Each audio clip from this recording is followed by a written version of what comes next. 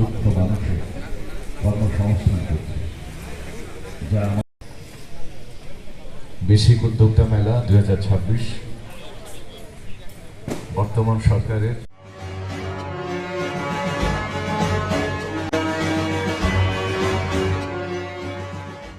শুক্রবার যশোর মুন্সি মেহেরুল্লাহ ময়দানে বাংলাদেশ ক্ষুদ্র ও কুটির শিল্প কর্পোরেশন বিসিক যশোর জেলা কার্যালয়ের আয়োজনে এবং জেলা প্রশাসন যশোর বিসিক উদ্যোক্তা মেলার উদ্বোধন করেন প্রতিমন্ত্রী অনিন্দ্য ইসলাম অমিত। তিনি বলেন, অর্থনীতির মূল চালিকা শক্তি ক্ষুদ্র উদ্যোক্তা। আমরা যত বেশি ক্ষুদ্র উদ্যোক্তা তৈরি করতে পারব, আমাদের অর্থনীতি তত বেশি গতিশীল হবে। এ লক্ষ্যে বর্তমান নির্বাচিত সরকারের ভূমিকা রয়েছে। বিশেষ করে যুব বিষয়ক মন্ত্রণালয় এবং মহিলা বিষয়ক মন্ত্রণালয়ের ক্ষুদ্র উদ্যোক্তা তৈরির জন্য যথাযথ প্রশিক্ষণ এবং বিশেষ ফান্ডের ব্যবস্থা করেছে। এর মধ্যে ক্ষুদ্র ক্ষুদ্র উদ্যোক্তা তৈরির পাশাপাশি নতুন কর্মস্থান সৃষ্টি এবং অর্থনীতি গতিবৃদ্ধি পাবে, এটি আমাদের মূল লক্ষ্য। ডেস্ক রিপোর্ট, দৈনিক যশোর।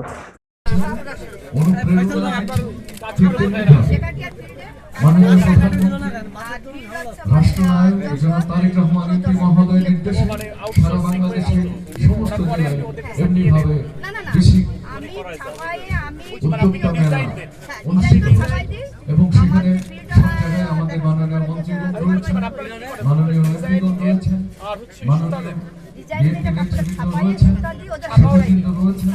সকলের অংশগ্রহণের মধ্য দিয়ে সারা বাংলাদেশে যশোরের ন্যায়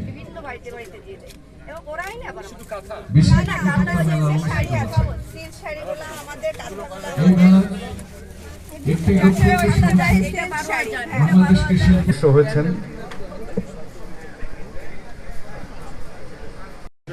বিদ্যুৎ ও জ্বালানি খনিজ সম্পদ মন্ত্রণালয় আমাদের মাঝে আছে। আজকে সভাপতিত্ব করছেন জেলা প্রশাসক মহোদয় এবং সুস্থ বিনোদন এখানে আয়োজন করা হয় এবং যত আমাদের যশোরের কালচারাল সংগঠন আছে সবাইকে নিয়ে আমরা এটাকে আরো বেশি একেবারে কালারফুল করতে চাই। আমি আশা করছি যে আজকে যেহেতু উদ্বোধন হয়েছে, এখানে এটা এখনো আমাদের কমপ্লিট হয়নি, অনেকগুলি স্টল বাকি আছে। আশা করছি কালকের মধ্যে সমস্ত স্টলে আমাদের সমস্ত বিক্রেতারা বসে যাবে, উদ্যোক্তারা বসে যাবে। আমরা চাই এই উদ্যোক্তাদের যে আয়োজন, অর্থাৎ ক্ষুদ্র ক্ষুদ্র উদ্যোগ নিয়ে কিন্তু বাংলাদেশের অর্থনীতি বড় হবে, সেই প্রচেষ্টা নিয়ে আমরা এখানে এগিয়ে যাব এবং এটা সফল হবে সেই প্রত্যাশা কামনা করে আপনাদের সবাইকে আন্তরিক এবং পরিষদের মাননীয় প্রশাসক জনাব দেওয়ান হোসেন খোকন, আমাদের সভাপতি আইনজীবী সমিতির অ্যাডভোকেট সৈয়দ শাহুল্লাহ শাহু উপস্থিত রয়েছেন, সমাজের অত্যন্ত গুরুত্বপূর্ণ ব্যক্তিবর্গ এবং আমার সামনে উপবিষ্ট উদ্যোক্তা বৃন্দ, সুধী মন্ডল, আসসালামু আলাইকুম। আমি খুব সংক্ষেপে আমার কথা বলবো। আমার আসরের নামাজের পর একটি নামাজে জানা যায় শরীক হয়ে আরেকটি কর্মসূচিতে অংশ নেব বলে সময়ের স্বল্পতার কারণে অন্য কথা শুনবার সুযোগ হলো না, সেখানে আমি আপনাদের কাছে ক্ষমা চেয়ে নিচ্ছি। প্রথমত হচ্ছে, আমরা এই মেলার উদ্বোধনের পর আমরা বিভিন্ন স্টল পরিদর্শন করেছি। সে স্টলগুলোতে আমরা বেশ কিছু ভালো উদ্যোক্তা দেখেছি, এমন কিছু শিল্প প্রতিষ্ঠান তৈরি হয়েছে যারা ভিন্ন ধর্মের কাজ করছে। আমি বিসিকের একজন পুরাতন সদস্য হওয়ার পরেও আসলে আমার জানা ছিল। যশোরে তো নারীদের কাজের একটি অতি ঐতিহ্য রয়েছে। যশোরের সূচি শিল্প একটা সুনাম একটা সময় ছিল, কিন্তু এটাও সত্য যে সময়ের বিবর্তনে আধুনিক প্রযুক্তির সাথে হয়তো বা আমাদের মা বোনরা তাল মেলাতে না পারবার কারণে কিছুটা হলো পিছিয়ে গেছে।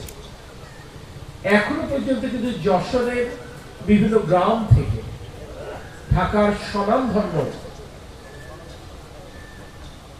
প্রতিষ্ঠানগুলো তাদের কাজ করিয়ে নিয়ে যাচ্ছে অনেক উচ্চ মূল্যে, যেটি রাজধানীতে বিভিন্ন বুটিক শপে বিক্রি হচ্ছে। কিন্তু হয়তোবা আমাদের উদ্যোক্তারা সেই সুযোগটি খুব একটা বেশি কাজে লাগাতে পারছেন না। যদিও আজকে আমার সাথে দু তিনজন উদ্যোক্তার কথা হলো যারাও ঠিক এই কায়দায়, অর্থাৎ নিজেরা ডিজাইন দিচ্ছেন, কাপড়ে ছাপটা দিয়ে দিচ্ছেন,